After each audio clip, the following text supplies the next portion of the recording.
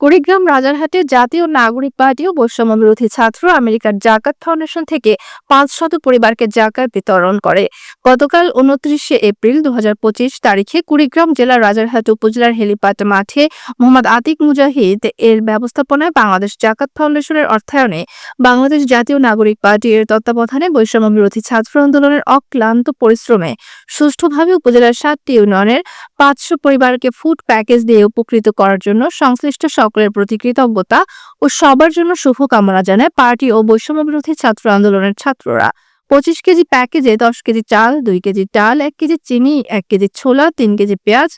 5 KG আলু ও soybean তেল 2 litre বিতরণের সময় রাজারহাট উপজেলা নির্বাহী কর্মকর্তা জনাব মোহাম্মদ আল ইমরান উপস্থিত ছিলেন এবং আরও উপস্থিত ছিলেন বাংলাদেশ জাকাত ফাউন্ডেশনের সদস্যরা। সুষ্ঠুভাবে জাকাত বিতরণ শেষে